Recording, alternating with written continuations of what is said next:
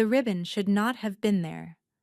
Cale Arden, Alpha King of Salanthi, stood in the center of the war chamber with his arms crossed and his patience thinning into a wire.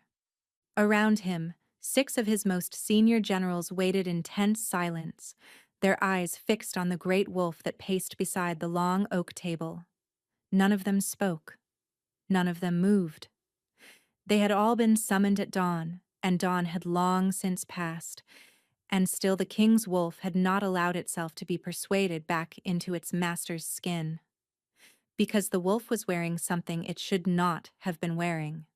Tied around its great, shaggy throat, just beneath the curve of its jaw, was a strip of pale green silk, no wider than a finger, frayed at one end, faded by countless washings, the kind of ribbon a kitchen girl might use to tie back her hair while she worked, then forget on a stair railing or a windowsill, never expecting to see it again.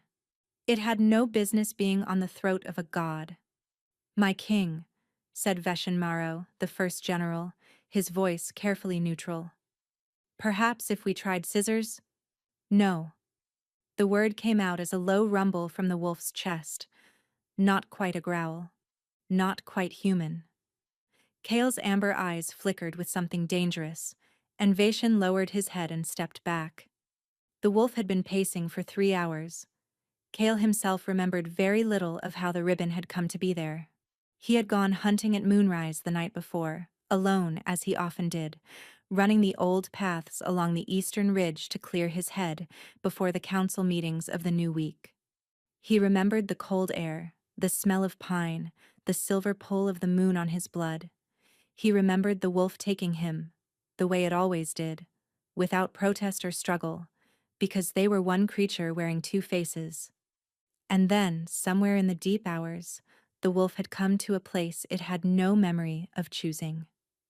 He had returned to himself just before dawn, lying in the great stone courtyard of the keep, with his men shouting around him and his beast refusing, with an obstinacy that bordered on rebellion, to release its form. When he had tried to pull himself back into his body, the wolf had snarled. When he had tried to summon his human shape by force of will, the wolf had simply lain down and pressed one massive paw over its own throat, where the green ribbon was tied. "Mine," the wolf had said, in the wordless way wolves spoke to the men they shared. "Whose?" Cale had asked. The wolf had not answered. Or perhaps it had. Perhaps the answer was the ribbon itself, and Cale simply did not yet understand the language it was speaking. "Send for the spirit reader," he ordered now, the words rumbling through the wolf's chest.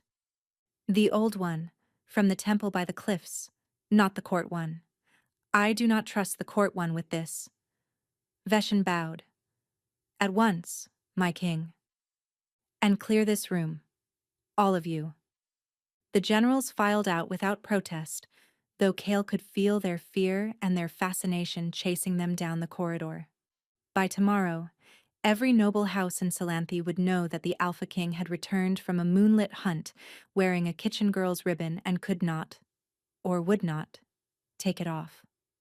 When the great doors closed, Cale lowered himself onto his haunches before the cold hearth and stared at his own reflection in the polished silver of the fire screen. His amber eyes stared back, set in the long, elegant face of a wolf the size of a horse. Black fur threaded with the faintest silver at the muzzle. Old scars across the shoulder from a war he had won before he was 20. And around his throat, like a vow whispered in a language he could not read, that small green ribbon. He pressed his nose to the screen. The metal was cold. The reflection wavered. And somewhere deep in his chest, beneath the wolf's heart and beneath his own, a thing he had never felt before stirred and uncoiled and recognized. A scent, faint, almost gone, bread flour, crushed thyme. The clean, astringent smell of soap made from rosemary and ash. And beneath all of it, something warmer, something living, something that smelled like a person whose hands worked too hard and whose laughter was probably very quiet and whose heartbeat, if he had ever stood close enough to hear it, would have sounded like home. The wolf made a sound. A low, broken sound.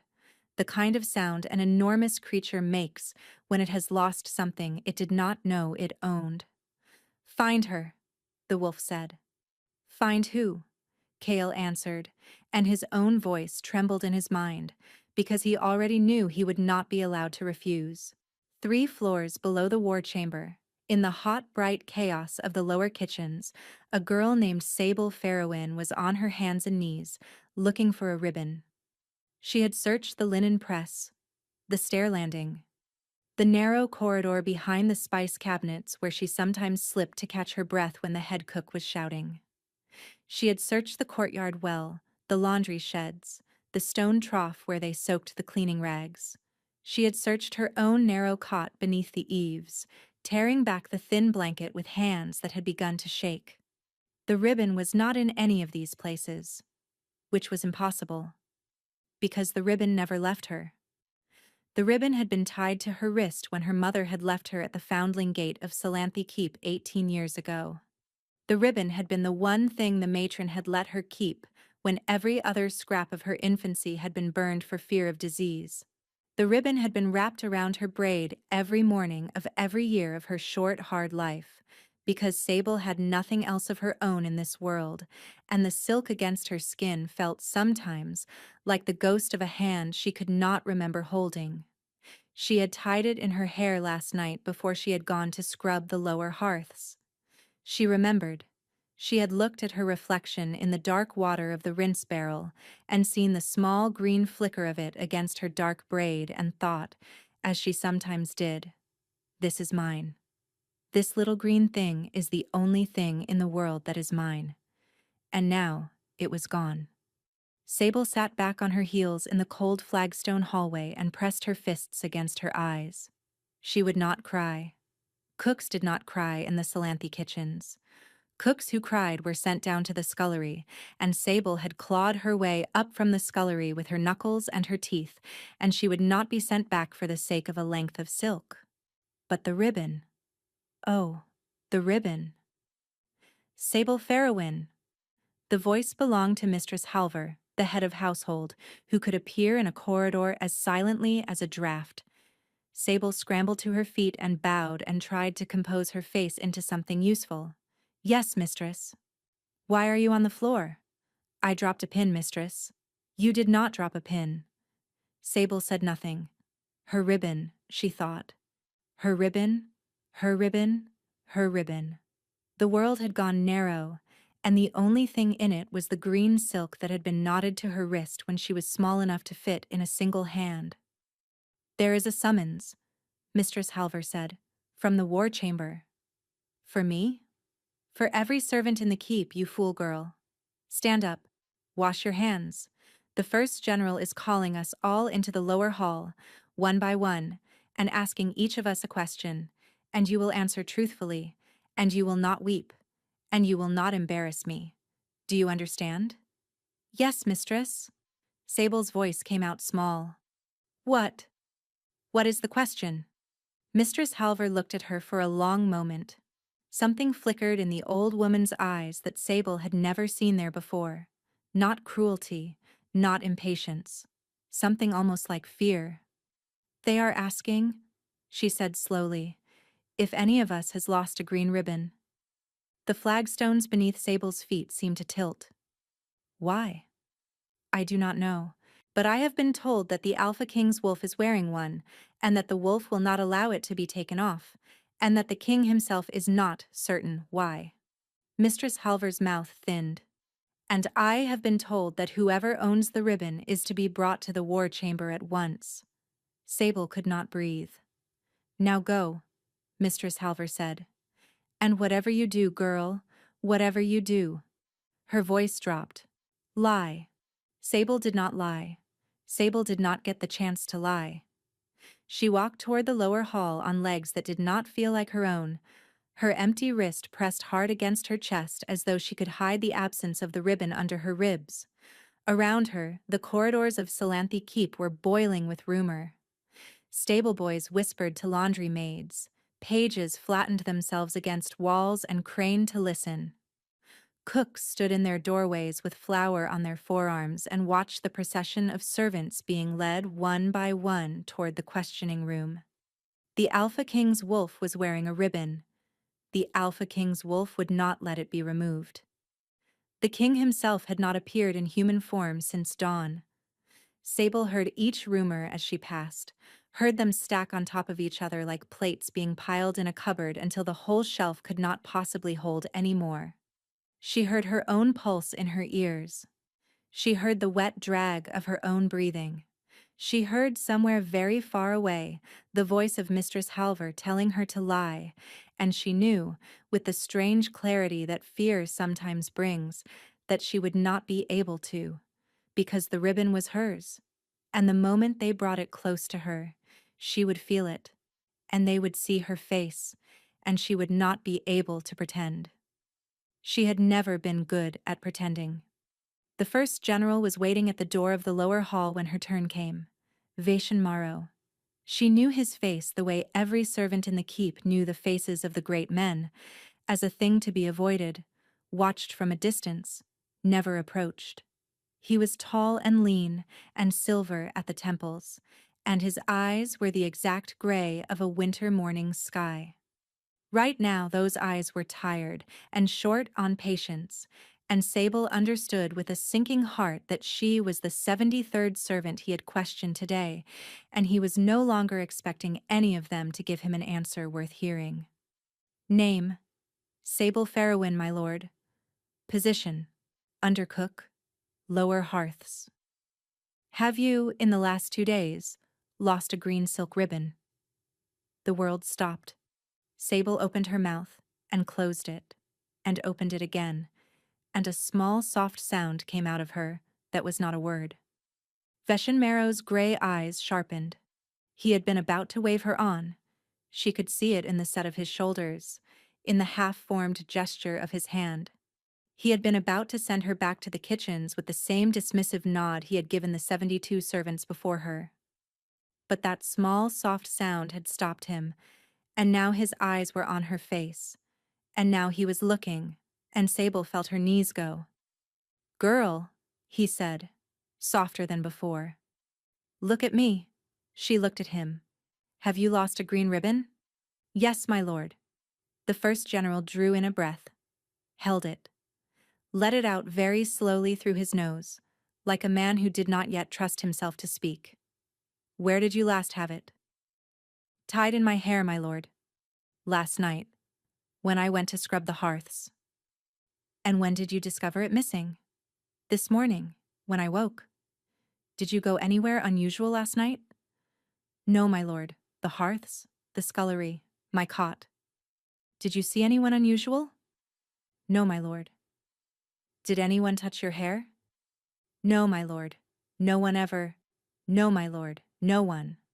Vaishon Morrow stared at her for a long moment. Sable was suddenly, painfully aware of every detail of her own appearance. Her threadbare apron, stained with 3 days of grease, her cracked hands, the soot under her fingernails, the cheap tin pin holding her braid because the ribbon was gone. She was a girl no one looked at twice, and she was being looked at now by one of the most powerful men in the kingdom, and his face had the strange, still expression of someone hearing a piece of news he did not want to be true. "Come with me," he said. "My lord? Come with me. Now, do not speak to anyone. Do not stop. Do not look back." He turned. And because there was nothing else to do, Sable followed. They went up. She had never been above the 3rd floor of the keep. The 3rd floor was as high as the senior cooks were allowed to go, and only on the rare days when the great dining hall needed extra hands. Sable had been to the 3rd floor exactly twice in her life. Now Vaishon Morrow led her past the 3rd floor, and the 4th, and the 5th, up the long winding stair of pale stone that the household whispered about but never climbed. Her feet ached. Her chest ached. The walls around her grew older and finer and more carved.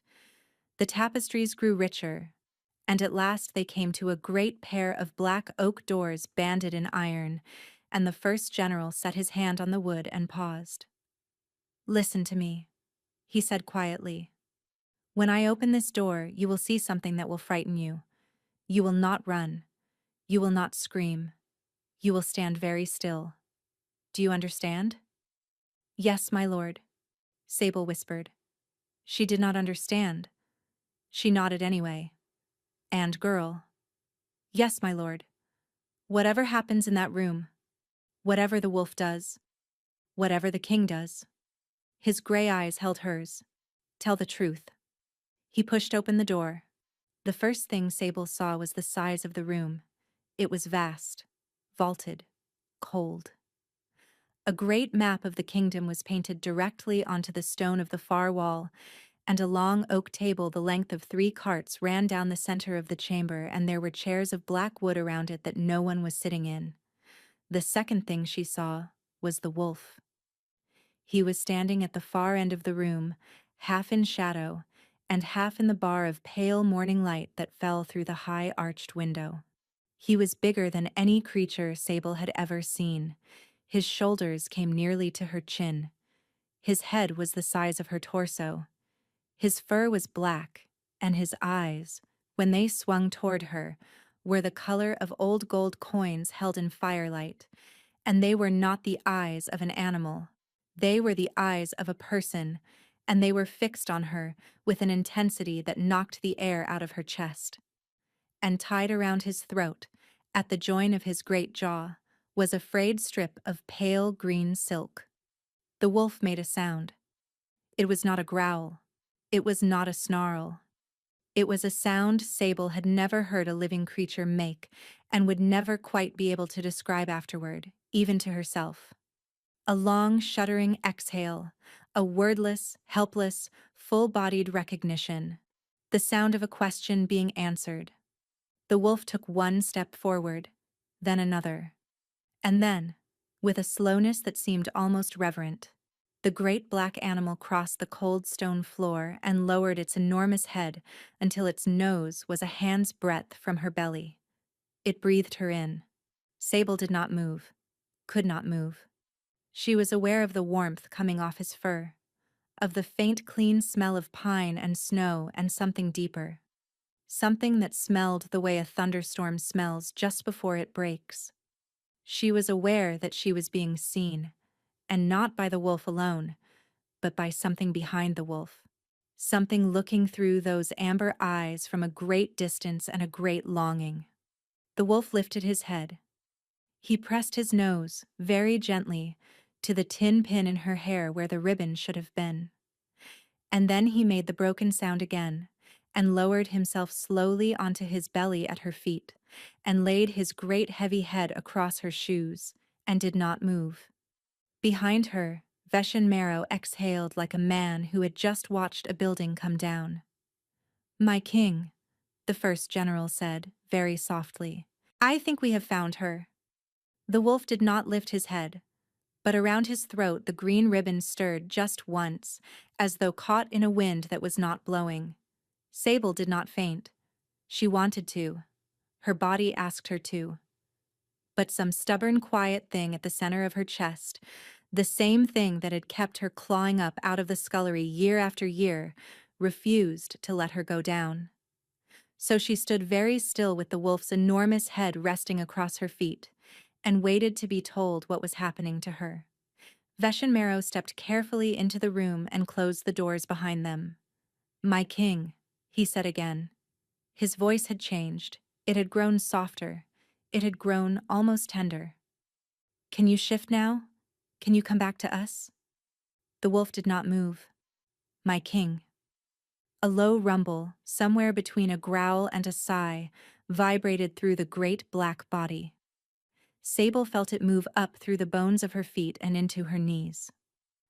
The wolf opened one amber eye, fixed it on Vishen, and closed it again, with the absolute finality of a man pulling a curtain. Veshin exhaled. "I will take that as a no." He looked at Sable. His gray eyes were not unkind, but they were assessing her in a way that made her feel like a piece of cloth being measured for a price. "Girl," he said. "Sable, sit down, Slowly. Do not pull your feet from under him. He has been trying to find you since dawn, and I do not think his wolf will accept losing you again so soon. Find me? Sable whispered. My lord, I do not. I do not understand any of this. I am no one. I am a kitchen girl. I have never seen the king. I have never been on this floor before. I cannot have been. I cannot be.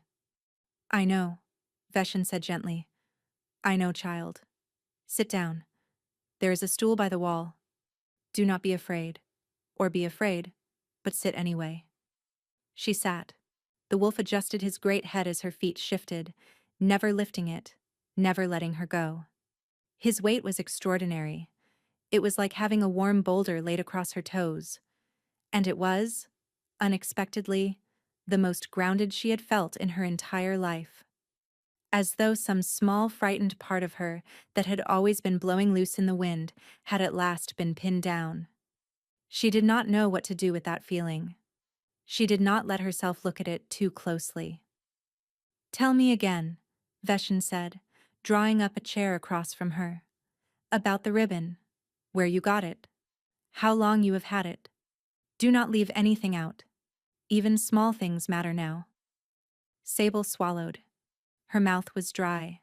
She could feel the wolf's slow, heavy breathing against her ankles, in and out, in and out. The rhythm of a creature who had decided, for reasons she could not fathom, that she was a thing he intended to keep. My mother left me at the Foundling Gate, she said, when I was very small. I do not remember her. I was told there was no message and no name, only the ribbon tied around my wrist, and the matron let me keep it because it was all I had. I have never untied it from myself for longer than a wash. I tie it in my hair every morning. Her voice caught. I had it last night. I am certain. I tied it in my braid before I went down to scrub. And this morning when I woke, it was gone. And I looked everywhere. My lord, I looked everywhere. Hush. Breathe. She breathed. Did your mother leave nothing else? No, my lord. No token, no locket, no mark. No, my lord. Only the ribbon, and... She hesitated. And there is a mark on my shoulder. A small one. I have always had it. The matron said it was a birthmark. Veshin Marrow went very still. What kind of mark? A curl, my lord. Like a small wave. Or, she gestured vaguely, like the curl at the top of a fern.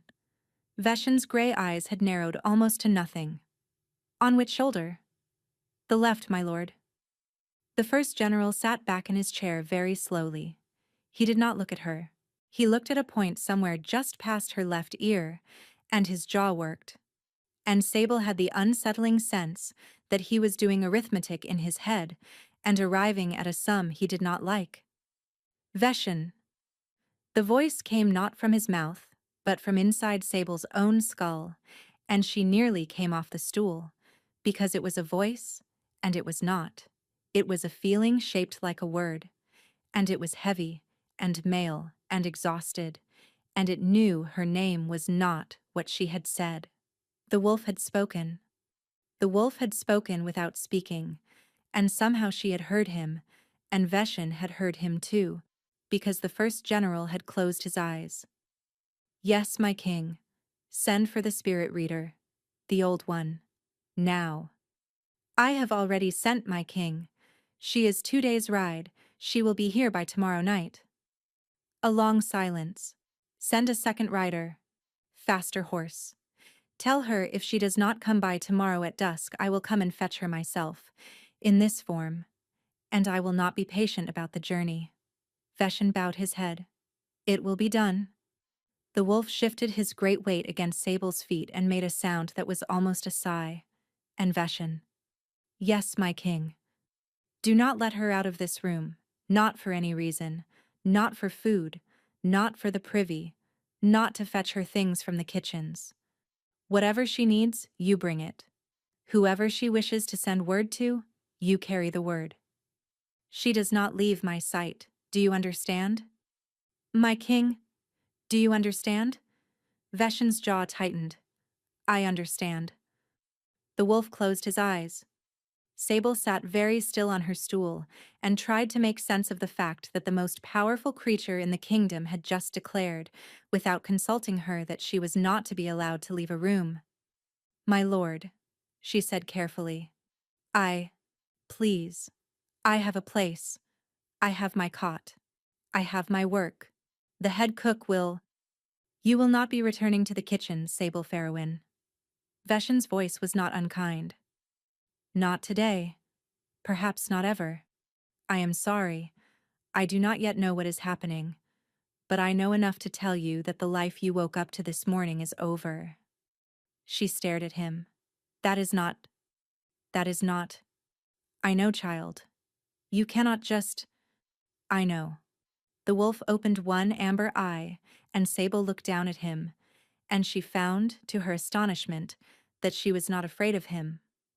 She was afraid of many things in this room. She was afraid of the first general with his measuring gray eyes. She was afraid of the great cold map, and the great cold table, and the great cold weight of a future she had not asked for pressing down on her shoulders. But she was not afraid of the enormous black animal whose head was laid across her feet, because his eye was looking at her the way no creature, human or otherwise, had ever looked at her in her life. It was the look of someone coming home. She did not know what to do with that. She did not know what it meant. She did not know what she had done to deserve it, or what it would cost her, or whether it was even meant for her at all, and not for some other girl whose ribbon she had stolen by accident in a previous life. But she found, very quietly, that she did not want him to look away. The wolf seemed to understand this, because he did not. Outside the high-arched window, the morning bell of the keep began to ring, and somewhere in the lower kitchens, a place Sable Farrowin would never see again as the same person who had left it, a head cook was already shouting at someone else to scrub the lower hearths, and the world was going on without her, and she was going on without it, and tied around the throat of a king's wolf was a frayed, pale green ribbon that had been knotted to her wrist by hands she could not remember. Veshin, she said. The first general turned. What is happening to me? He looked at her for a long moment. And for the first time, the careful diplomat's mask slipped, and she saw beneath it a man who was tired and frightened and almost sorry. Child, he said, I do not know yet, but I think you may be the answer to a question this kingdom has been asking for 20 years, and I think, when we know what that question was, none of us will be the same. The wolf let out a long, slow breath against her ankles, and the green ribbon around his throat stirred again. The spirit reader arrived not the next night, but the next dawn. Sable had slept, against all expectation, in a small chamber adjoining the war room. Vishen had ordered it prepared, while the wolf still lay across her feet, and a pale, silent woman in gray livery had carried in fresh linens and a basin of warm water, and a soft woolen robe, and a tray of bread and broth and stewed apples, and Sable had eaten very little of any of it because her stomach had forgotten how to want food. The wolf had not left the war room. He had laid himself across the threshold of the small chamber's door, and he had closed his eyes, and he had not moved for the entire night. And Sable had lain on a real bed for the first time in her life and stared at the carved ceiling and tried to remember how to be a person who was allowed to lie on real beds. She had failed. She had not slept until the very last hour before dawn. When she woke, the wolf was still there, but his eyes were open, and Vishen was crouched beside him, speaking quietly. She is here, my king. She has come. The wolf rose, the slow, careful rise of a creature who had been holding himself still for a great many hours and was reluctant to disturb the world by moving in it. His amber eyes swung to the small chamber where Sable was sitting up against the pillows in the borrowed robe, her dark hair loose over one shoulder, the empty pin laid on the side table where she had taken it out before sleep. He did not enter the room. He had not entered the room all night. There was, Sable understood now, a line he was not allowing himself to cross, and the line was the threshold of her door.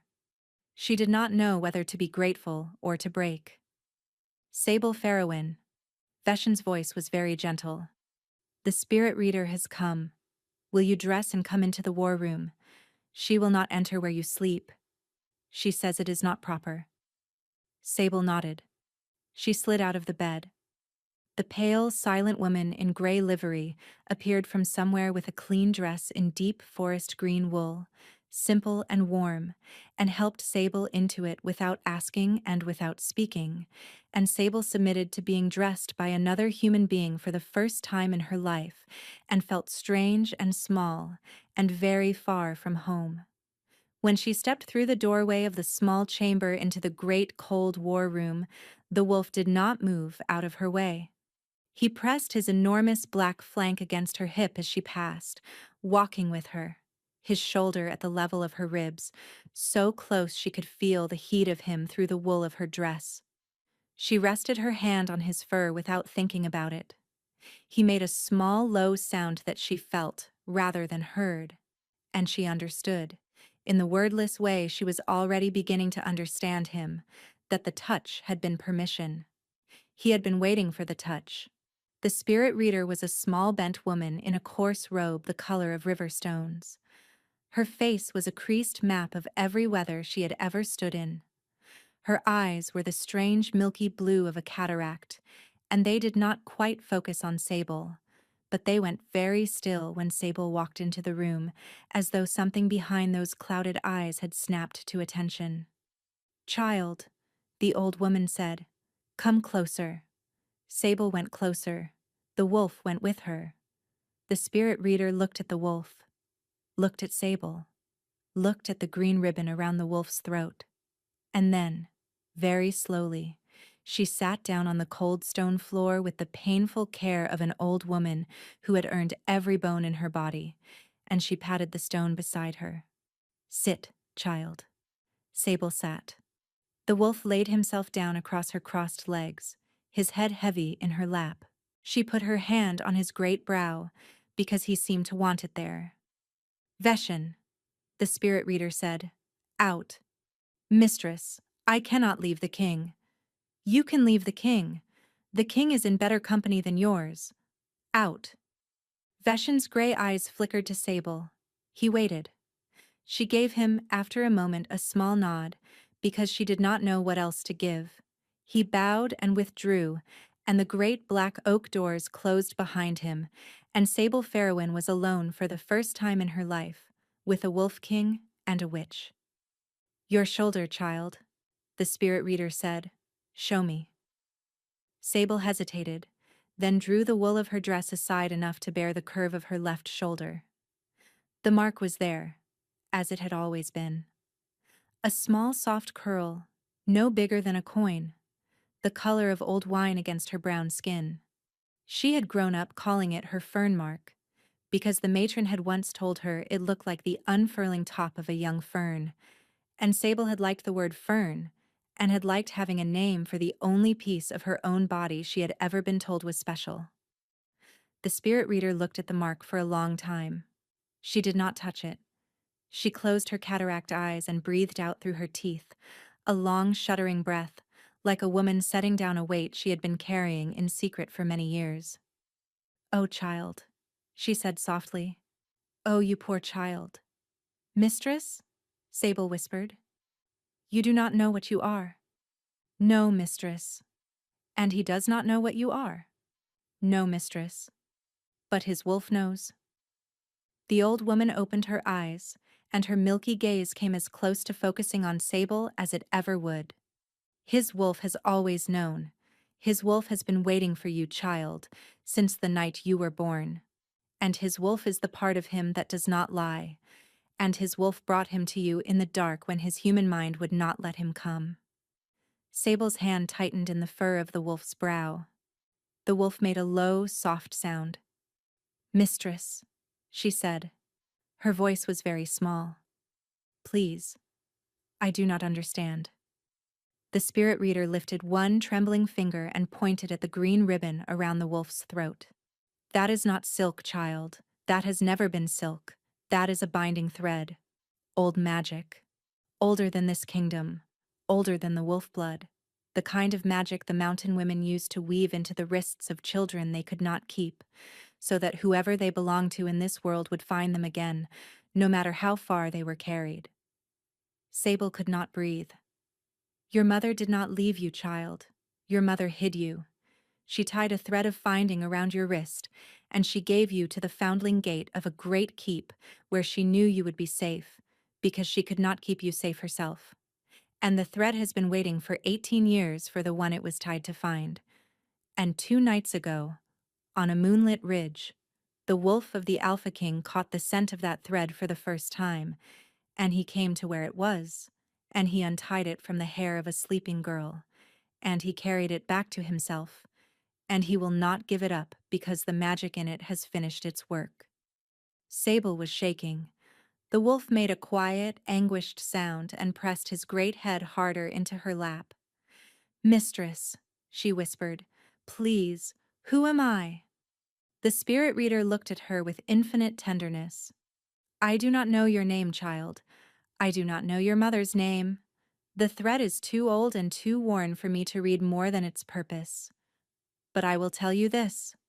She leaned closer. The mark on your shoulder is not a birthmark. It is a wolf mark. It is the mark a true mate is born with when she is born for an alpha of the old blood. There has not been one in the line of Arden for 9 generations. We thought the line had forgotten how to make them. The world tilted. No, Sable breathed. No, mistress. That cannot. I am a kitchen girl. I scrub hearths. I do not. You are what you are, child. He has never seen me. His wolf has been seeing you for years. His wolf has known your scent in the corridors of this keep every day of your life, and his human mind has never once let him understand why his feet kept turning toward the lower kitchens when he had no business being there. The wolf in her lap shuddered. Mistress, Sable whispered, what happens now? The spirit reader's clouded eyes drifted to the closed black oak doors of the war room, to the long cold table, to the painted map of the kingdom on the far wall. Now, child, she said softly, the trouble starts. It started before the noon bell. The spirit reader had not been gone an hour. The wolf had risen at last from Sable's lap and walked, slow and stiff and vast, to the bar of pale light beneath the high window. He had stood there a long moment with his amber eyes closed, his shaggy chest moving in long, careful breaths. And Sable had watched him from the stool by the wall, and understood that he was trying to come back. That he was trying, for her sake, to put the wolf away and bring out the man, because they could not keep speaking through Veshin forever. And because there were things a wolf could not say. It was harder than it should have been. She could see that. The wolf's flanks trembled. The fur along his spine rippled twice and went still again. Twice and still again, like a man trying to take a breath under deep water and surfacing each time without enough air. And then, with a sound that was somewhere between a sigh and a snarl, the great black wolf folded inward on himself, and the air in the room rippled, and where the wolf had stood there was suddenly a man. He was on his knees. He was tall even on his knees, broad-shouldered and bare-chested, dark hair tangled around his face, his head bowed and his hands braced flat on the cold stone floor. He was breathing as though he had run a long way. He was beautiful in the way storms were beautiful, the kind of beautiful that did not care whether you were watching, and the kind that left wreckage. And around his throat, knotted now against bare skin instead of black fur, was the green ribbon. He lifted his head. His eyes found her across the room. They were the same eyes. Amber, dark, set in a face Sable had never seen and had somehow always known. There were lines at the corners that had not been there in the wolf, because wolves did not have lines. And there was a small white scar through one black eyebrow, and there was an exhaustion in his bones that no creature of mere muscle and fur could carry. He was a man who had not slept enough. He was a man who had been searching for something for a very long time and had not let himself know it. He was the Alpha King of Salanthe. And he was looking at her the way a man looks at water after weeks in a desert. "Sable," he said. His voice was a low rasp, broken from disuse, or from the shift, or from something else. It was the first time he had said her name. She had thought she would feel afraid when he finally spoke. She had thought she would feel very small. Instead, she felt a strange, terrible peace, as though some wire that had been pulled too tight inside her chest for 18 years had at last been allowed to loosen. She stood up. She did not know what to say. She did not know what one said to the king who had been wearing one's ribbon. So she said the thing that had been in her throat since the spirit reader had spoken, the thing she had been turning around and around in the back of her mind like a stone in a pocket. "I do not know how to be what she said I am." Cale Arden closed his eyes. He laughed. It was a small broken sound, almost a sob, and he pressed the heel of his hand against his forehead, and he laughed. "Neither do I," he said. "Sable, neither do I. I have been a king for 12 years and a wolf for 23, and I have never in my life been a—" He stopped. He looked at her again, and his amber eyes were wet. "I do not know what the word is. I do not know if there is a word for what I am to you. I have just learned. I have just learned, Sable, an hour ago, that I have been walking past your kitchen door for years without knowing why, and I cannot—" His voice broke. He pressed his knuckles against his mouth. Sable, who had never in her life crossed a room toward a man who was crying, crossed the room toward a man who was crying. She did not know why her feet were moving. She did not know what she would do when she got there. She only knew that he was on his knees on the cold stone floor in nothing but a pair of breeches, with her ribbon around his throat, and that his great shoulders were shaking, and that no one in this enormous quiet room was going to comfort him if she did not. She stopped a pace from him. She did not quite know what to do with her hands. He looked up. "Forgive me," he said. I am not usually—" "Hush," she said, because she did not know what else to say. The word came out in the same tone Mistress Halver had once used on her, on the night she had sliced her thumb to the bone with a paring knife and tried not to cry. "Hush, girl. The bleeding stops. Hush." He closed his eyes again. She lifted her hand. She set it, very carefully, on the crown of his dark head. The Alpha King of Salanthe leaned his forehead against her belly and breathed out, and was still. She felt the heat of him through the green wool of her dress.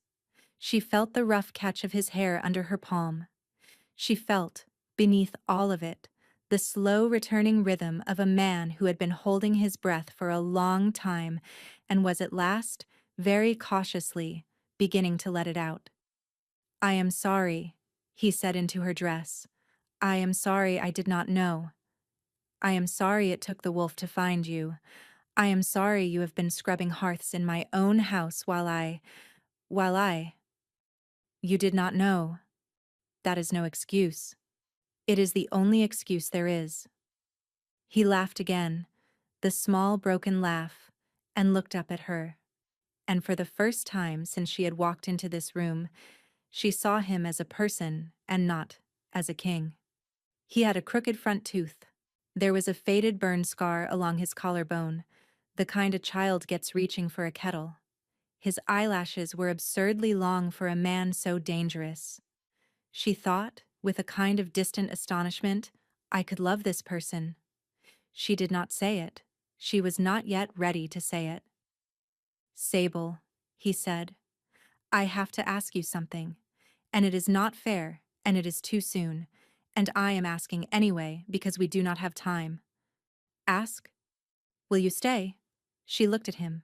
Stay where, my king? Here, in the keep, in my company. Not, he shook his head.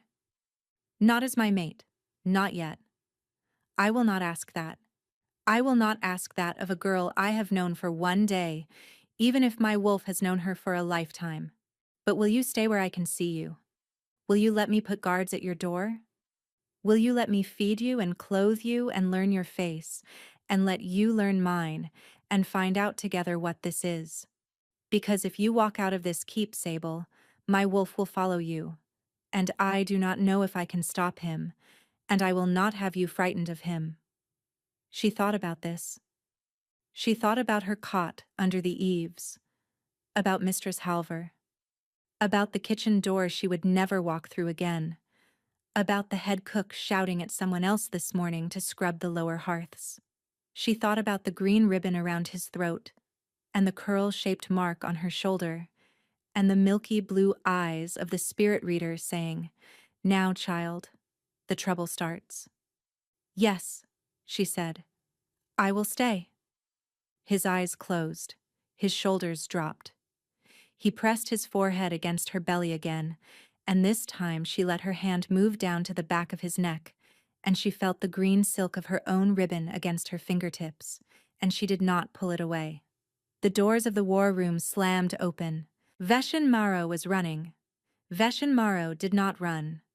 Veshin Maro walked, briskly when necessary, with the unhurried economy of a man who had survived 3 campaigns and 4 court purges by never, under any circumstances, looking afraid.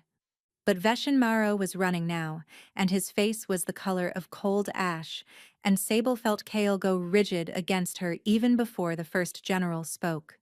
"My king." Kale rose.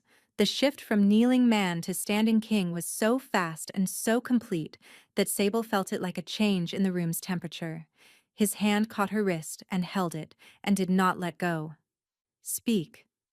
"The council has called an emergency session. They are convening within the hour. The Lord Regent—" Veshin drew a breath. "The Lord Regent has informed them that you have been bewitched by a kitchen servant. He is calling for the girl to be brought before the council and put to the question." Sable's blood stopped moving. Kale's hand on her wrist tightened. "The Lord Regent." His voice was very soft and very quiet, and it raised every hair on Sable's arms. "My uncle, my father's brother, has called for my mate to be put to the question." "Yes, my king."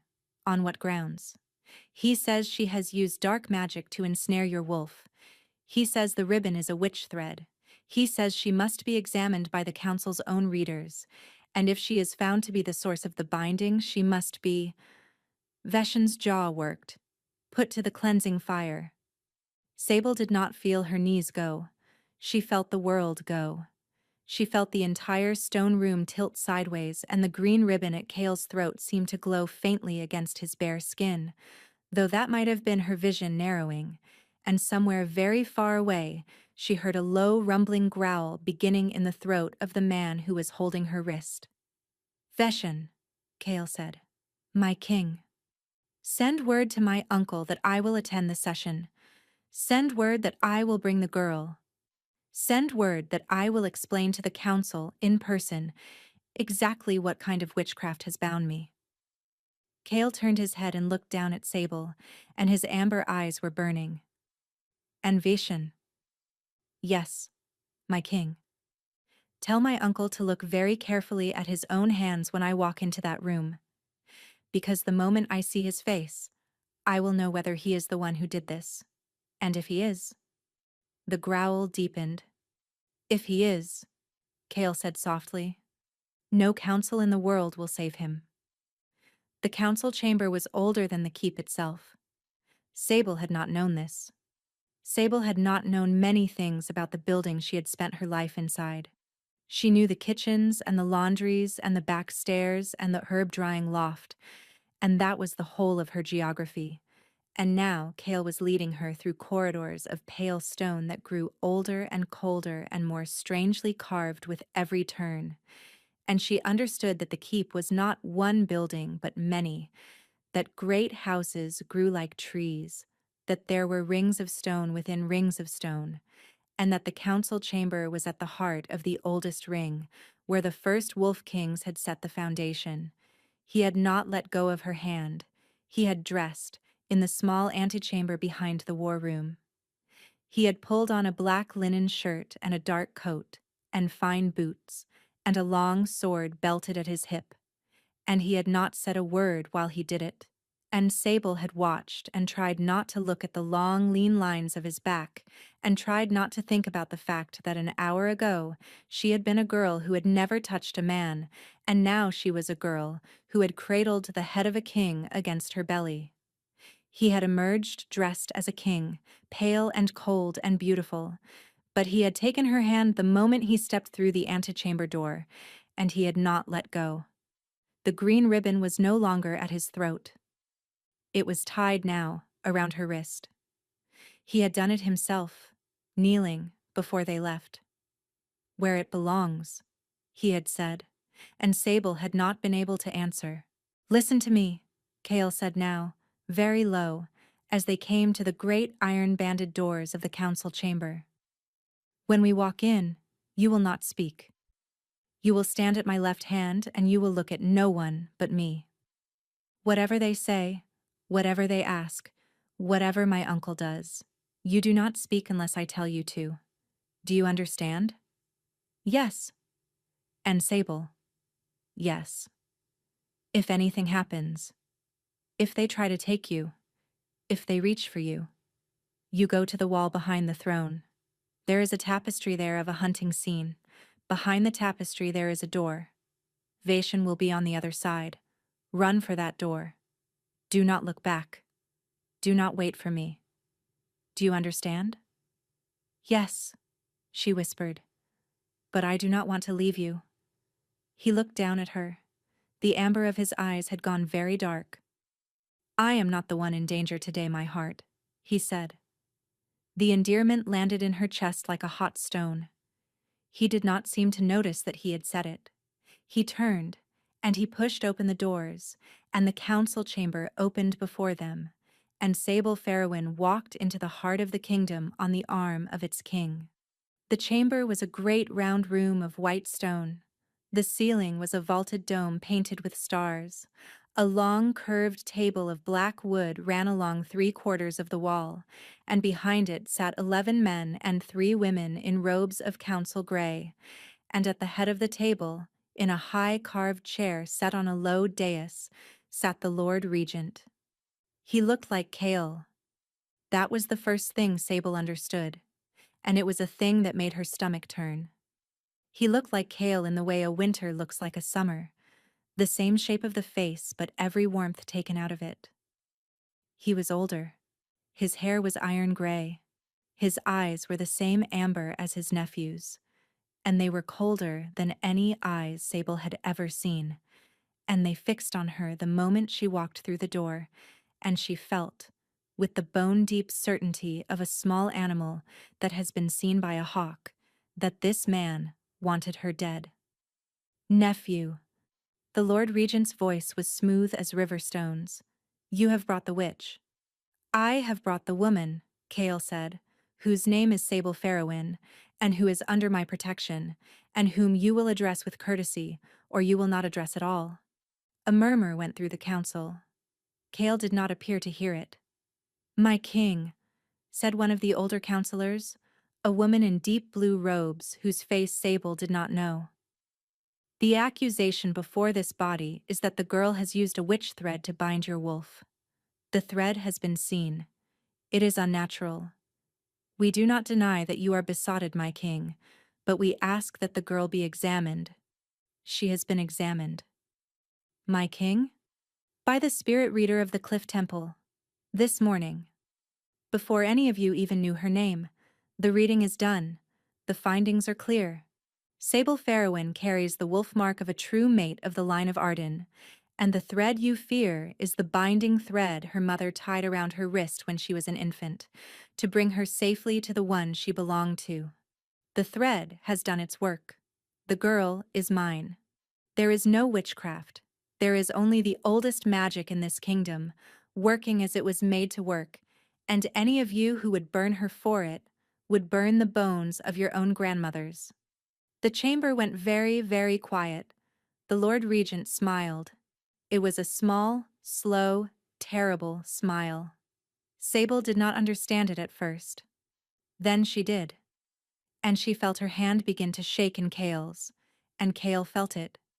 And his thumb moved, very slightly, against the back of her wrist. "Nephew," the Lord Regent said, "the Cliff Temple spirit reader is a known eccentric. She has been excluded from court readings for a decade. Her opinion is interesting, but not binding. The Council's own readers must verify." "The Council's own readers serve you." "They serve the realm." "They serve you, uncle. They have served you since my father died and you nearly took the throne from a boy of 15. They will say what you tell them to say. We both know this. Let us not insult the air of this chamber by pretending otherwise." The murmur came again, sharper this time. The Lord Regent's smile did not move. "You are tired, nephew. You have not slept. The girl has affected you. We understand. We are willing to be patient. But the council will sit, and the readers will read, and the law will be observed. And if the girl is innocent, she has nothing to fear." "The girl," Kale said softly, "has everything to fear, in a chamber where you have spoken." He turned. He looked at Sable. He smiled at her. Very small, very tired, very tender, in a way that made her understand he was about to do something none of them expected. He lifted her hand, the one with the green ribbon now tied around her wrist, and he raised it to his mouth, and he pressed his lips to her knuckles in front of the entire council of Salanthe. Then he looked at his uncle. "I name her," he said, "before this council, and before the wolves of this realm, and before the old gods who set the first stones of this chamber. I name her my mate. I name her my queen. I name her under my protection from this hour until my last breath.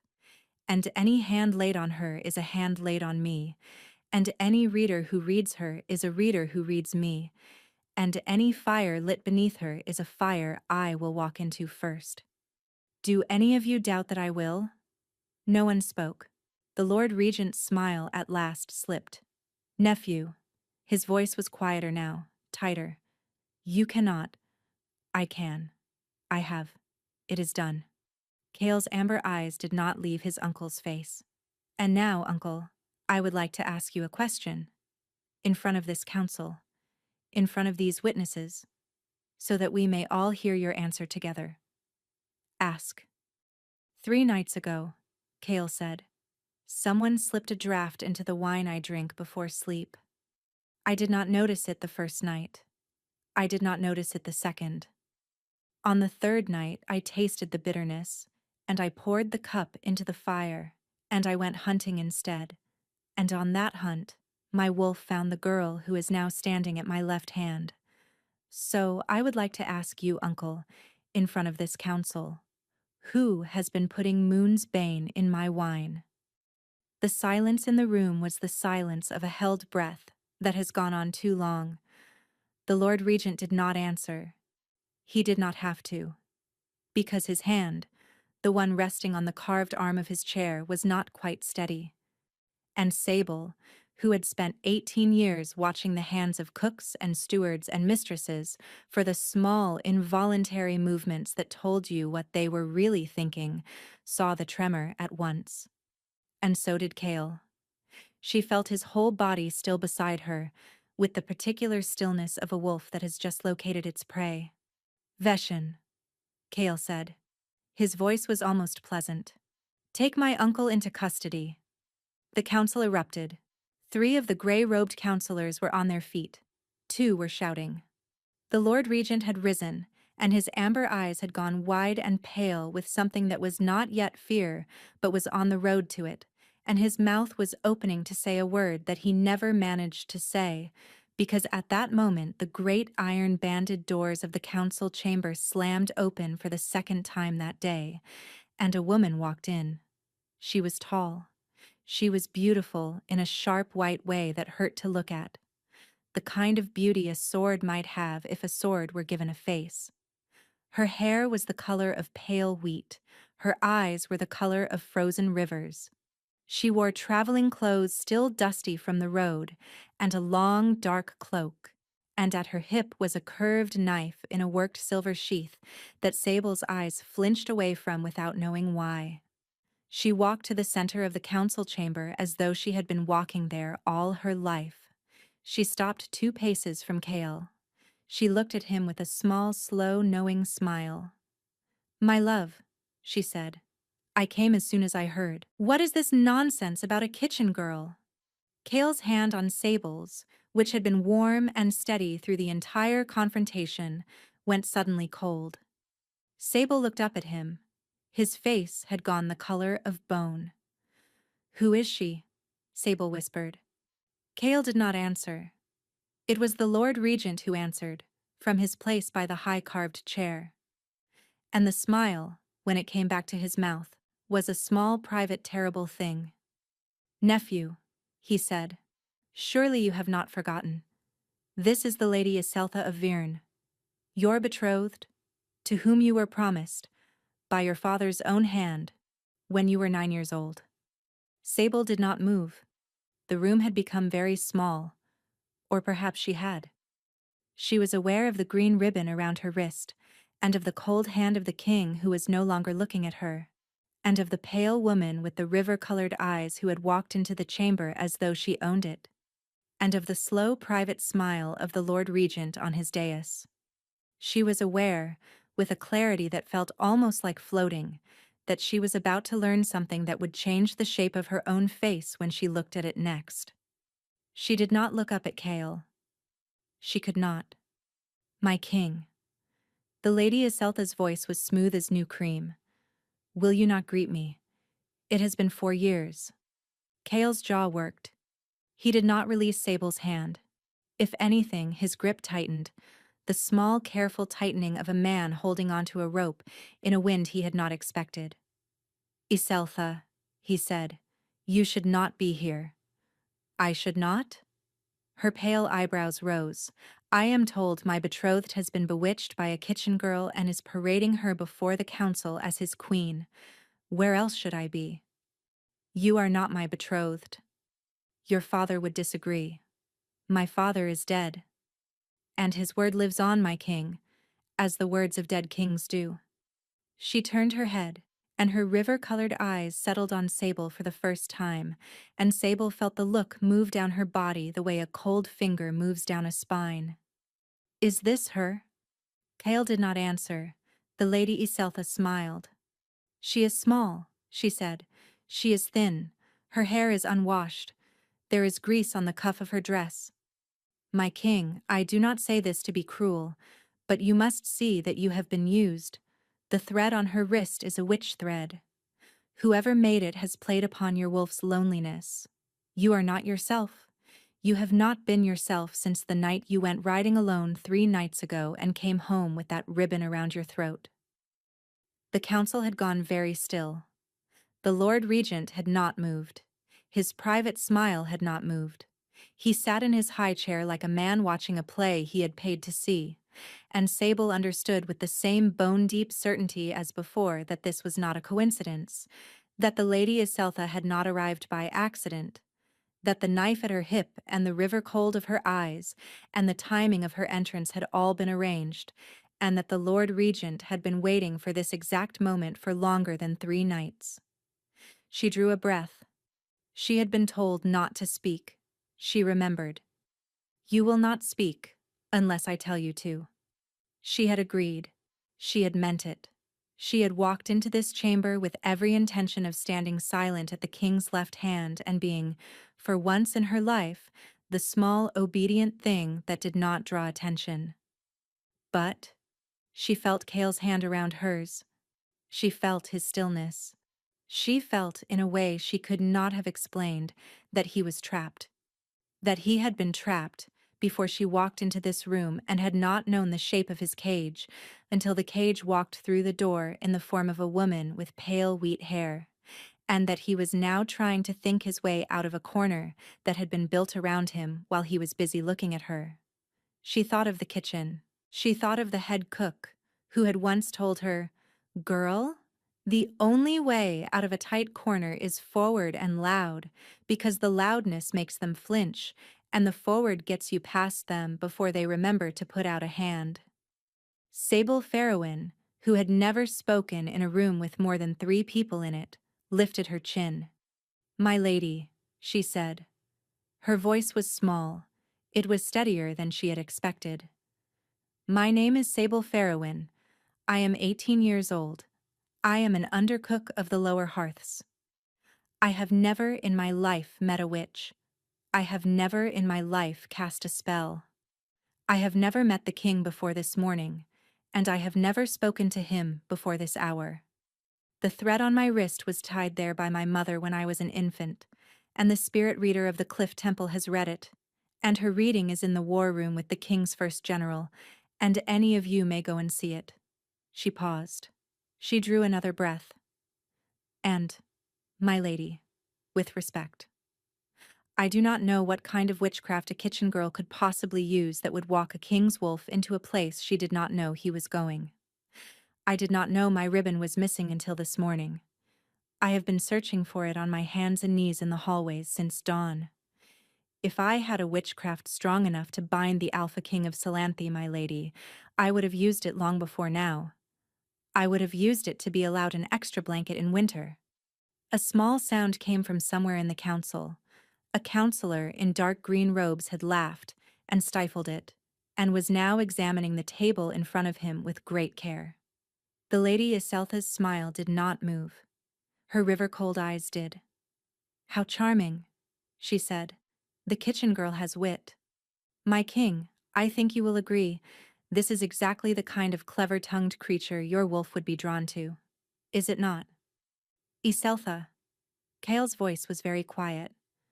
"Why are you here?" "Because I was sent for." "By whom?" She looked at the Lord Regent. She did it openly, without trying to hide it. A small, slow tilt of her head, the smile on her mouth widening just enough to be insolent. She wanted Kale to see. She wanted him to know. Kale saw. His hand around Sable's went for one moment so tight that Sable had to bite the inside of her cheek not to make a sound. Then it loosened, deliberately, finger by finger, and Kale drew in a breath that seemed to start somewhere very deep in his chest, and when he spoke again his voice was softer than it had been all morning. "Vishen, my king, take the Lady Iseltha into custody as well." "My king, you cannot," began the Lord Regent. "I can. I have. It is done."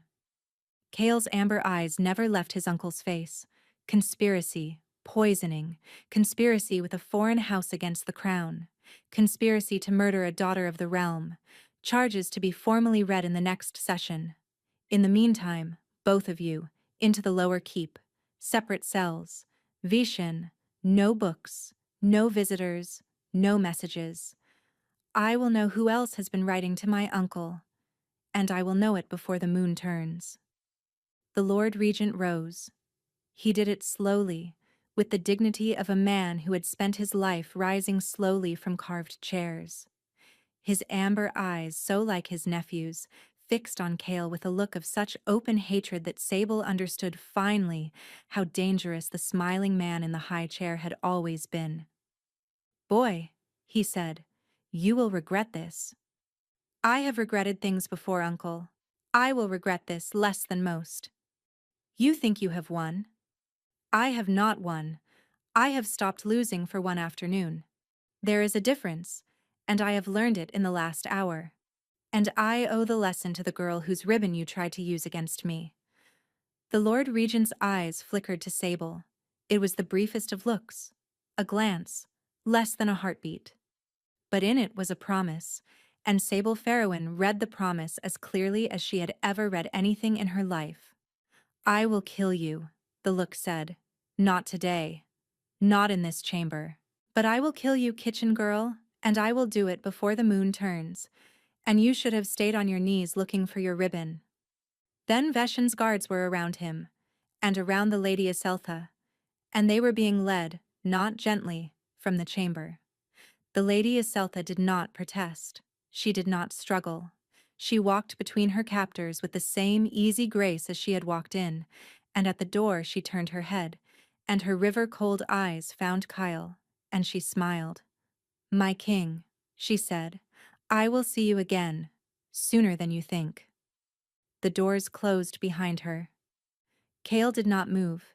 He stood with Sable's hand in his and his eyes on the closed doors, and the chamber around them was full of counselors who did not know what to do with their faces, and the silence stretched, and stretched, and stretched, until Sable understood that the silence would not break unless she broke it. "My king," she whispered. He looked down. "Take me out of this room," she said. "Please, I cannot stand here anymore." He nodded once. He did not speak. He turned, with her hand in his, and he walked her out of the council chamber of Salanthe, past 14 counselors who rose as he passed, and not one of them met his eyes. In the corridor, with the great iron doors closed behind them, Sable's knees gave out at last. He caught her.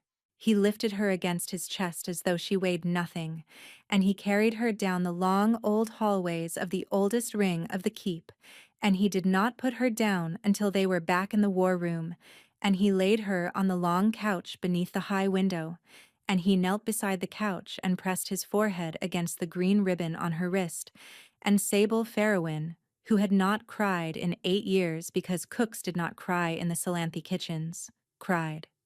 He did not tell her to stop. He did not say anything at all. He stayed. She slept for 2 hours. She had not meant to.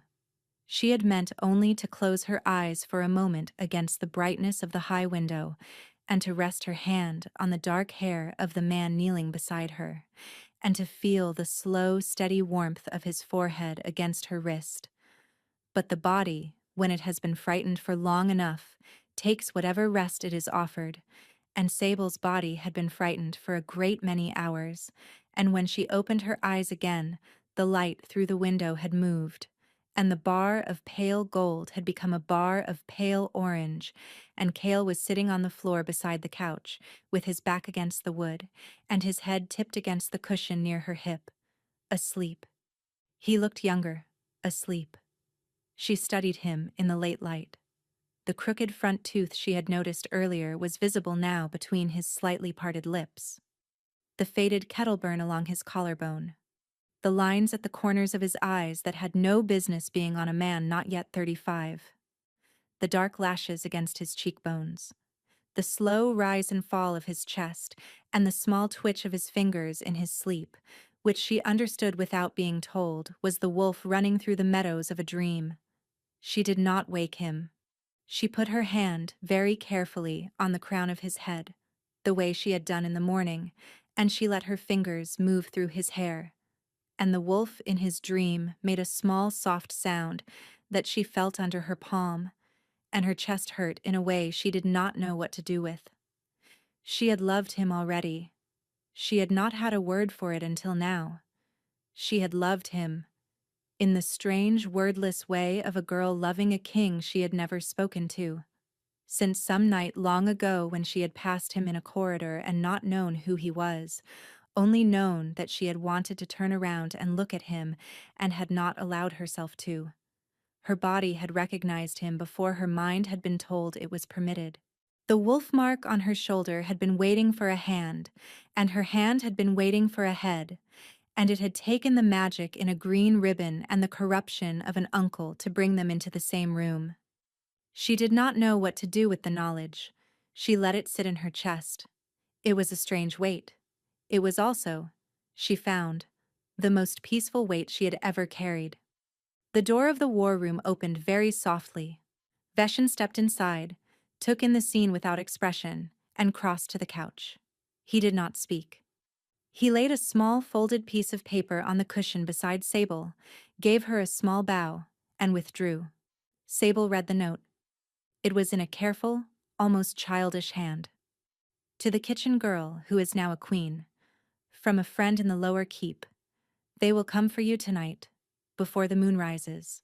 There is more than one. They are inside the walls. The wolf cannot smell them because they wear the king's own livery. Trust no guard you do not know by face. Trust no door that opens easily. I am sorry. I would have warned you sooner. Sable's hand, which had been moving in Kale's hair, stilled. Halver. Mistress Halver, who had told her that morning to lie. Mistress Halver, who had known something was coming, who had been frightened in a way Sable had never seen her frightened, who had stood in the corridor outside the kitchens and looked at Sable as though looking at her for the last time. Mistress Halver had a friend in the lower keep. Mistress Halver had seen something, or heard something, or pieced something together from the 10,000 small things a head of household saw in a day, and now Mistress Halver was warning her. There was more than one. They were inside the walls. They wore the king's own livery. Sable looked down at the sleeping man with his head against her hip, and at the soft, slow rise of his chest, and at the small twitch of his fingers in his dream.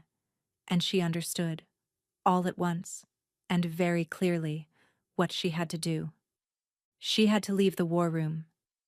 If they came for her here, they would come through Kael. They would have to.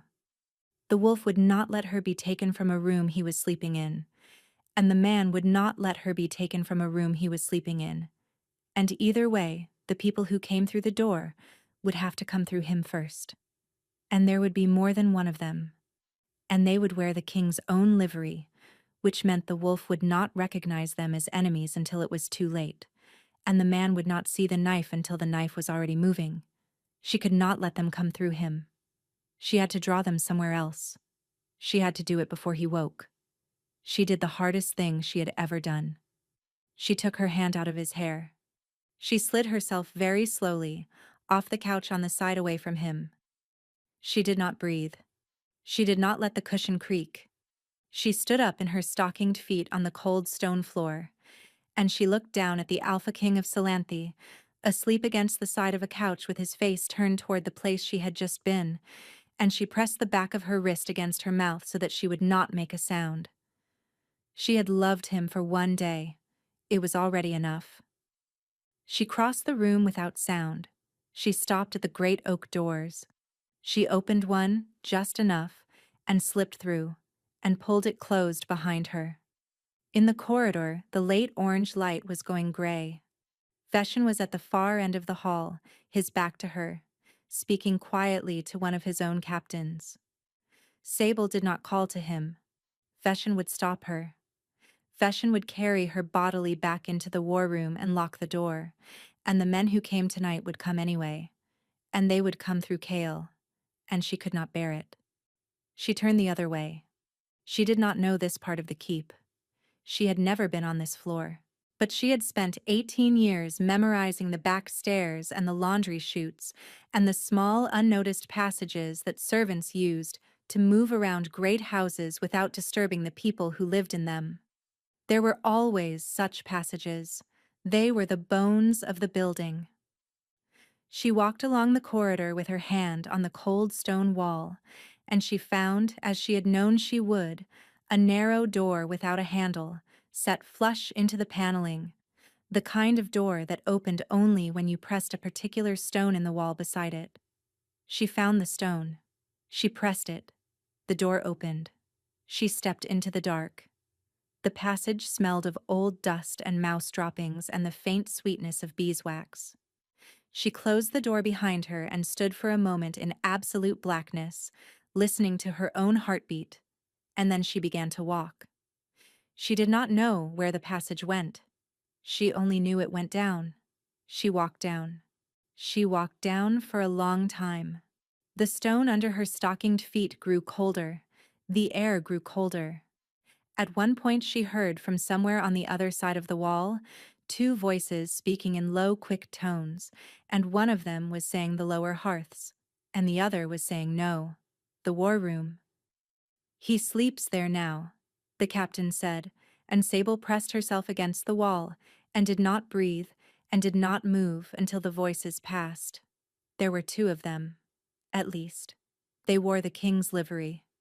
She had seen the boots, through a crack in the paneling when they passed. She kept walking down. She came out, at last, in a place she knew. A small storeroom behind the laundry sheds, where the dirty linens were piled before the morning wash. She had been in this storeroom 100 times. She knew the door. She knew the latch.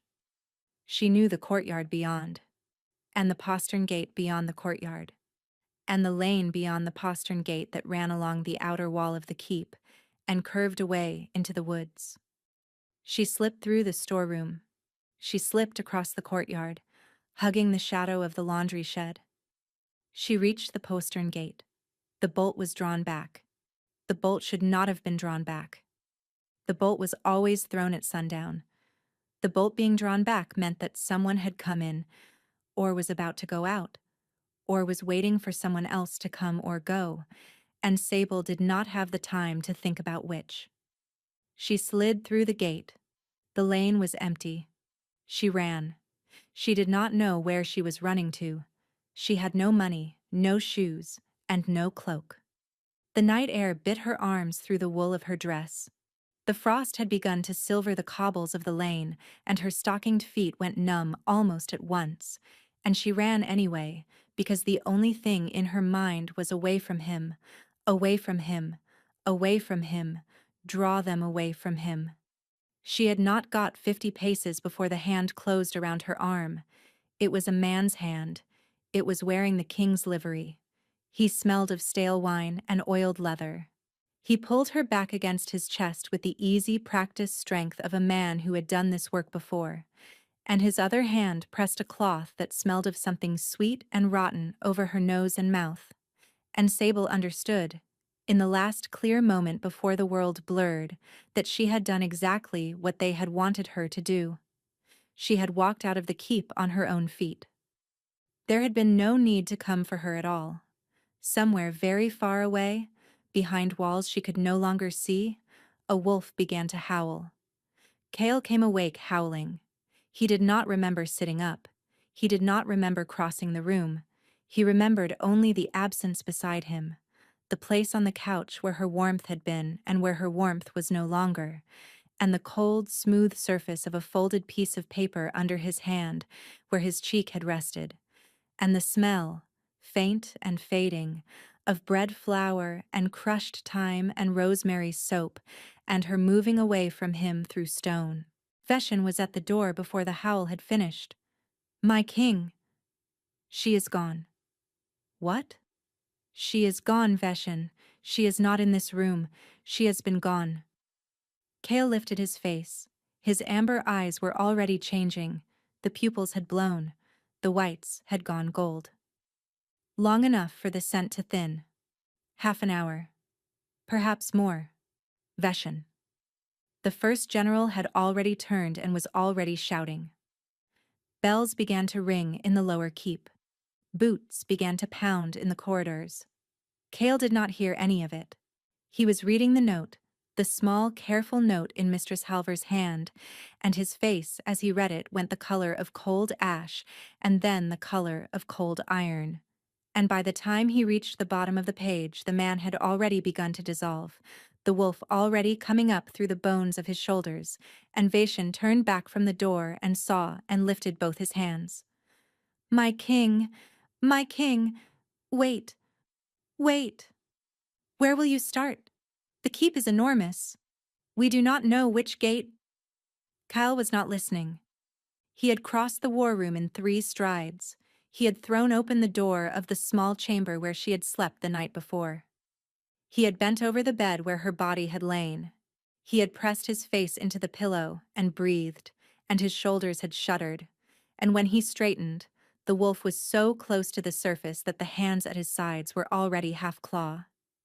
"Postern," he said. "She went out the postern, the laundry passage. I can smell the soap of the linens on the air she breathed. Tell the gate guard to open every door I come to, or I will come through the doors. Move, Vashin." He did not wait.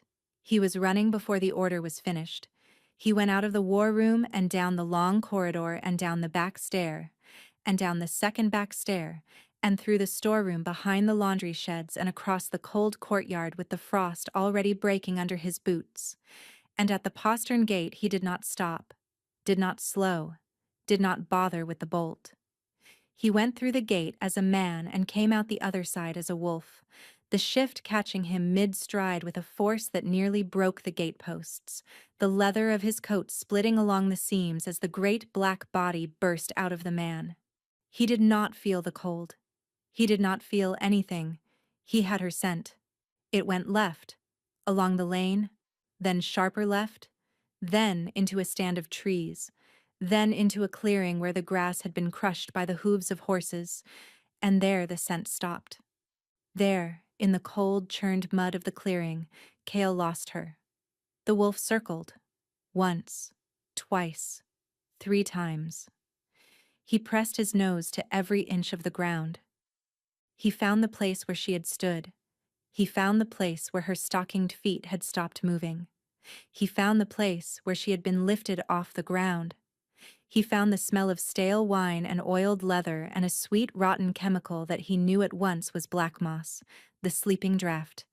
And beneath all of it, very faintly, he found the smell of her. Her fear. The small, high, sharp note of a girl who had understood, in her last conscious moment, that she had been outplayed. The wolf threw his head back. He howled.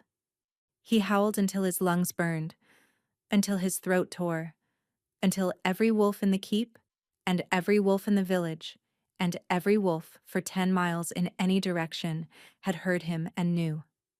He howled in a language none of them had heard from him before, the howl of a creature whose mate had been taken, and the wolves of Salanthi, who had not had a true alpha mate howl in 9 generations, lifted their heads in the dusk and answered as one.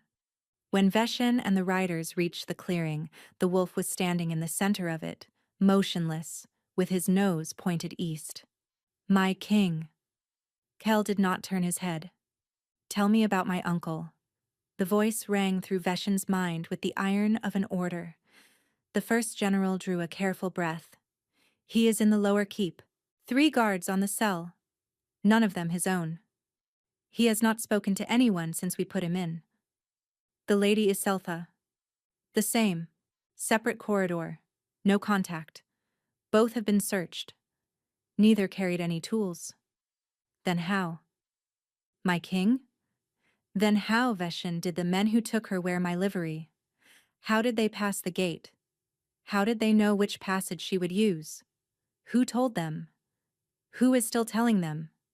Because my uncle has not spoken in 3 hours, and the lady Iseltha has not spoken in 3 hours, and yet my mate is gone, and the men who took her knew she would come out the postern alone in stockinged feet at dusk, and someone told them, and that someone is still inside the walls of my keep." Vishen's mouth went dry. "My king, there is a thing I have not told you, because I was not certain. But the morning your uncle's hands were trembling in the council chamber, before he sat down, he was speaking to a man in dark green livery, a captain. I did not know the captain's face. Find him. Yes, my king. Find him before I come back. Because when I come back, Veshin, I will be coming back with my mate, and I will not be in a mood to ask questions twice." The wolf turned his head at last. His amber eyes were not amber anymore. They were a deep burning gold that had no human in them at all. "East," he said. They went east. "Tell the riders to follow the road. Tell them not to overtake me. Tell them, if they find a body in the road, it is not hers, and they should leave it where it lies, until I have come back through." He did not wait for an answer. He went east. The wolf ran through the night. He ran through the cold and the dark and the silver edge of the rising moon. He ran through stands of pine and across frozen fields, and along the bank of a stream where ice was beginning to lace the shallows. He did not slow. He did not stop. The world narrowed in the wolf's mind to a single thread of scent on the wind, the small fading thread of a girl who smelled of bread flour and rosemary soap, and he followed the thread the way a man dying of thirst follows a sound of water, with no thought at all for what would happen when he reached it. Somewhere in the small dark hours, the thread led him to a hunting lodge. It was old. It was set back from the road.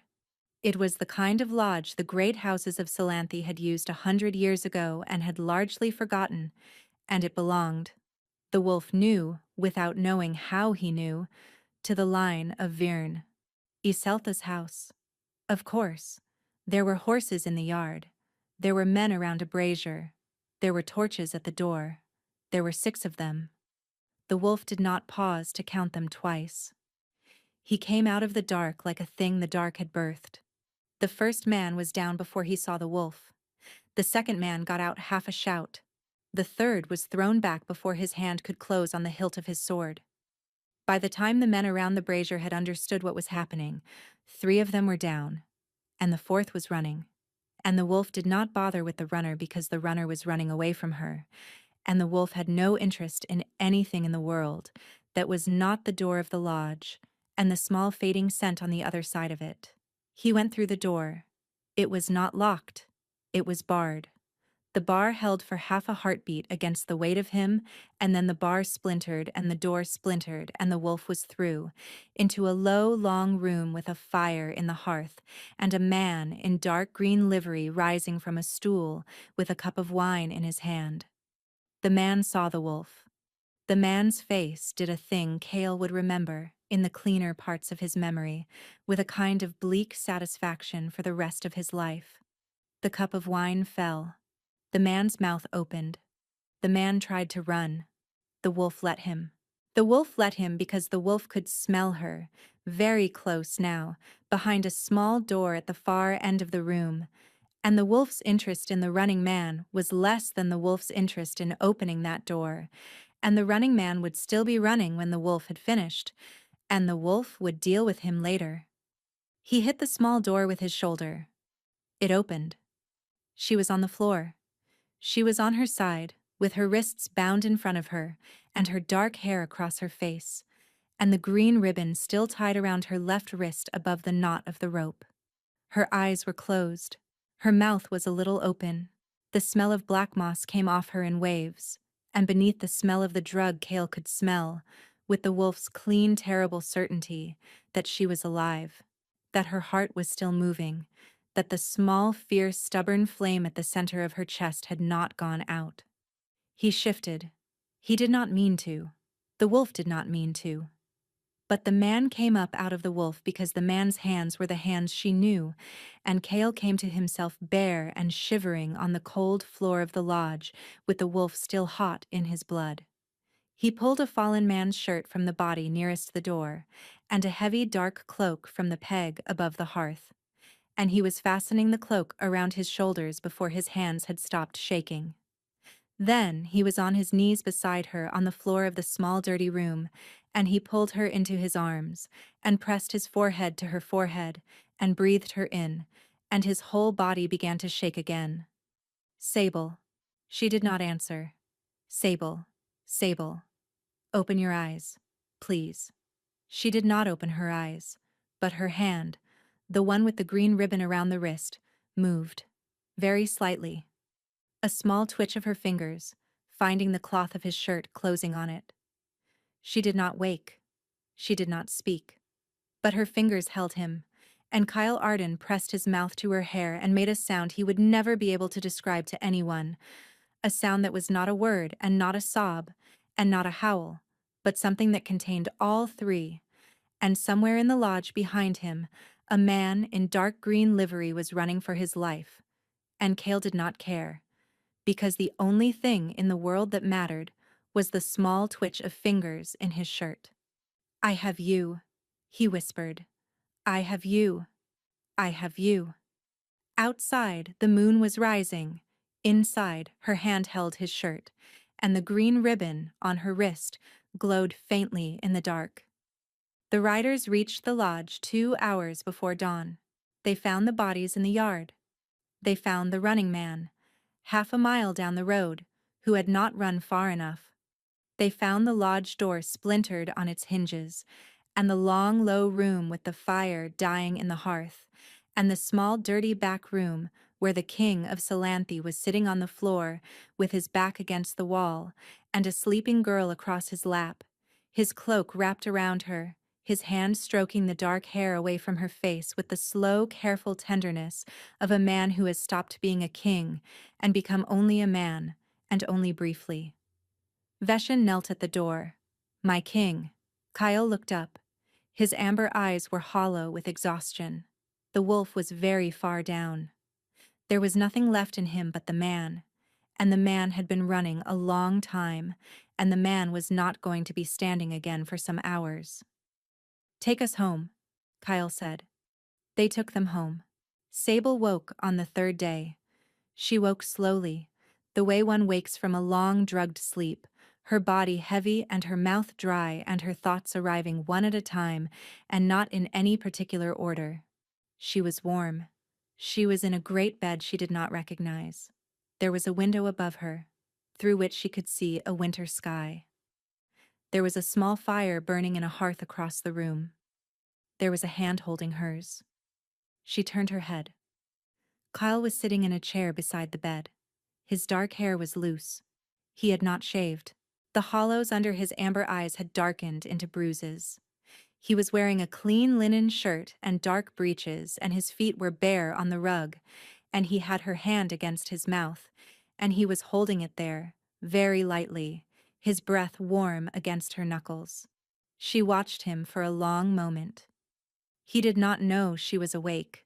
She had time before he noticed to look at him, to take in the small white scar through his eyebrow, the crooked front tooth, the kettle burn on his collarbone, the slow rise and fall of his chest, the green ribbon, which was not on her wrist anymore, and which was not on his throat anymore, and which was on the small table beside the bed, neatly folded, like a thing waiting for its owner to decide what was to be done with it.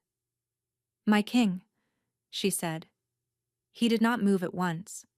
He opened his eyes very slowly, like a man afraid the sound he had heard had not been real. He looked at her. His mouth did a small, unsteady thing. "Sable." "I am here," she said. He lowered his forehead to her hand and breathed. It was a long time before either of them spoke again. "I am sorry," she said at last. Her voice was a little hoarse. "I should not have left the war room. I thought they would come through you, and I could not." "I know. You know. Vaishon showed me the note. From your mistress Halvar. She is in the kitchen still, by the way. I have given her a pension. She can retire whenever she wishes. She refuses. She says she will retire when she is dead." Sable laughed. It was a small, wet laugh, and it hurt her ribs, and it was the most surprising laugh of her life, because she had not expected to laugh ever again. And your uncle?" Kale's face did not change. "He confessed," he said quietly, "when the captain in dark green livery was caught running for the eastern border. The captain talked. The Lady Iselta talked. My uncle, when he understood that there would be no one left to lie for him, finally talked as well. He had been planning this for 14 years, Sable, since before I came of age. The marriage to Iselta was the last piece. He could not stop me from being king, so he was going to make me a king who could be ruled. The moonsbane was meant to soften my judgment. The ribbon, your ribbon, was meant to be his proof that I had been ensnared. Your existence was an inconvenience. He had not known about you. He would have learned, eventually.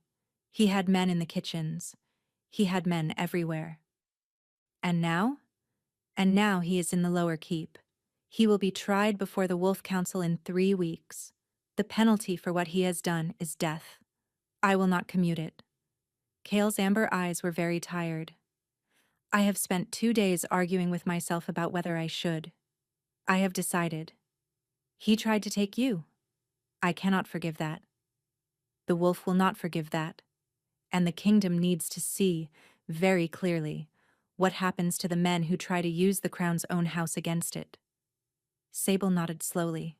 She did not have anything to say to that. She did not know yet how she felt about a man dying for what had been done to her. She suspected she would think about it for a long time. And the Lady Iseltha? Stripped of her name, sent home to Vern in disgrace. Her family will spend the next 10 years trying to rebuild a reputation that no one in this kingdom is going to allow them to rebuild. A small, dry, tired smile. I am not as ungenerous as my uncle. I do not need her dead. I only need her finished. And me? He looked at her. You, he said softly. You are the question I do not yet know how to answer. Sable. I have been sitting beside this bed for 3 days, and I have not slept, and I have not eaten properly, and I have been thinking about you.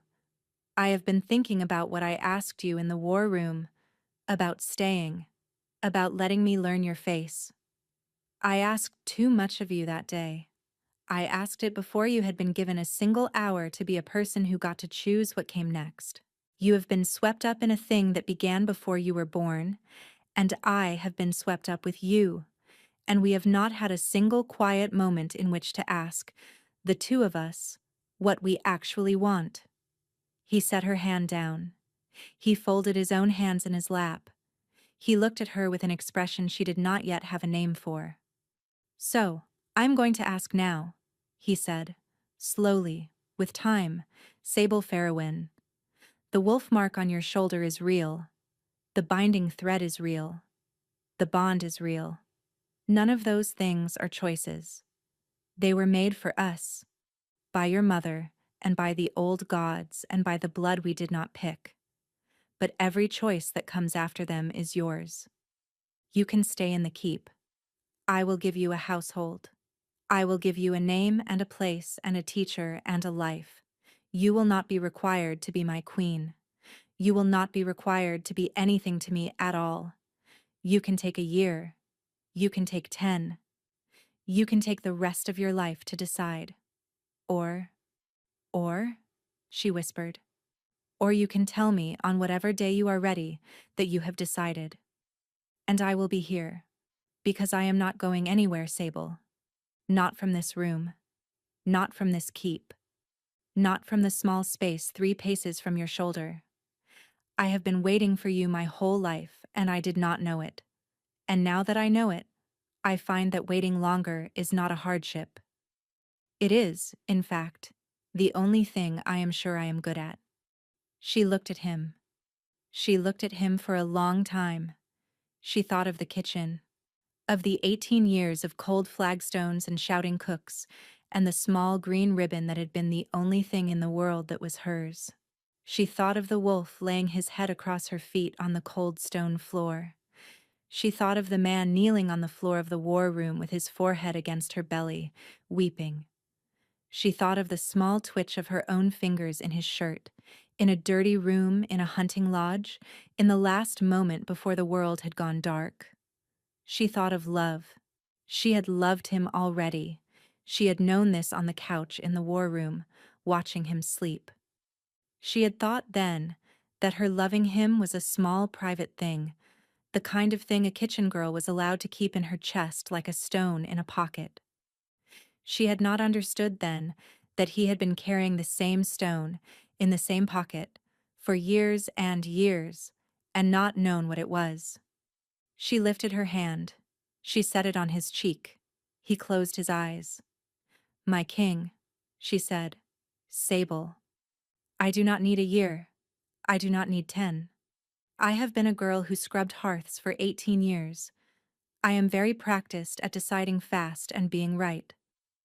His mouth did the small, unsteady thing again. Sable. I will stay, she said. I will learn your face.